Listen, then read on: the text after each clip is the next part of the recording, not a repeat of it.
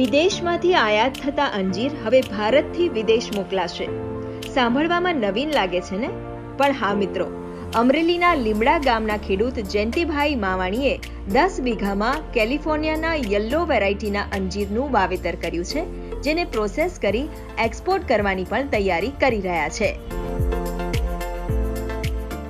આ અંજીર અમે રાજસ્થાનથી જે રોપા લઈને આવ્યા, અહીં લગાવ્યા ગયા 7મા મહિને કટિંગ લઈને સોંપ્યું હતું.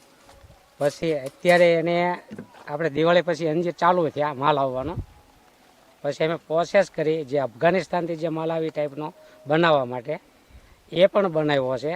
અને પછી ફ્રીઝ ડાયર મશીનમાં અમે ટ્રાયમાં આપ્યા છે અને એ પેકિંગ કરીને અત્યારે મૂક્યા અને એક્સપોર્ટ કરવા માટે માલ સ્ટોકમાં ભેગો કરેલો છે પેકિંગ કરીને.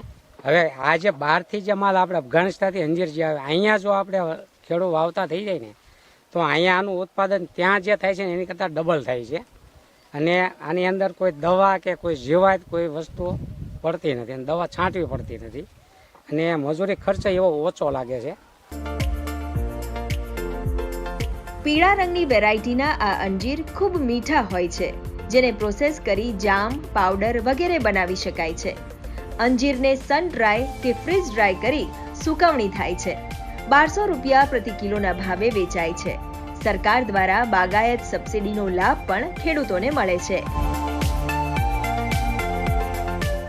ગયા વર્ષે 3 થી 4 ફાર્મરે અંજીરનું વાવેતર કરેલું હતું અને આ વર્ષે પણ ઘણા ખેડૂતો કરવા માંગે છે. ત્યારે નવીન વેરાયટી તરીકે કેલિફોર્નિયા યલો વેરાયટી અંજીરની છે જે ખેડૂતો વાવી રહ્યા છે અને એમાં એમને ઉત્પાદન પણ સારું મળે છે અને ખૂબ જ સ્વીટ વેરાયટી છે.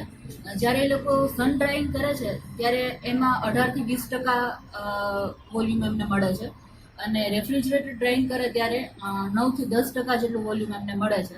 અને એક્સપોર્ટ ક્વોલિટીના અંજીર થાય છે. એમને ડિહાઇડ્રેશન કરીને પછી એ લોકો માર્કેટમાં મૂકે છે અને હાલ એ લોકોની એવી શક્યતાઓ બતાવે છે કે એક્સપોર્ટ ક્વોલિટીના અંજીર છે તો ભવિષ્યમાં એ લોકો નિકાસ પણ કરી શકશે. વાવેતરના 6 મહિના બાદ ઉત્પાદન મળે છે અને પ્રથમ વર્ષે એક થડમાં 5 થી 7 કિલો ઉત્પાદન મળે છે, જે બીજા વર્ષે ડબલ આવે છે. આમ યલો અંજીરની ખેતીનો પ્રયોગ સૌરાષ્ટ્રના પ્રગતિશીલ ખેડૂતો માટે ફાયદાકારક સાબિત થઈ રહ્યો છે અને અન્યો માટે પ્રેરણારૂપ છે.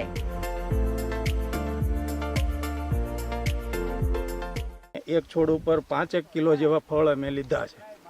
અલગ અલગ પ્રક્રિયાઓ દ્વારા અમે સૂકવવાના પ્રયત્ન કરી રહ્યા છીએ. ગવર્મેન્ટ તરફથી અમને આમાં જે બાગાયતની સબસિડી મળે એ અમને મળેલી છે. ફ્રૂટ કલરમાં પીળા હોવાથી સુકાવામાં વ્હાઈટ થાય છે અને વ્હાઈટ જે અંજીર હોય છે સફેદ, એની વેલ્યુ સૂકામાં માર્કેટમાં વધુ હોય છે.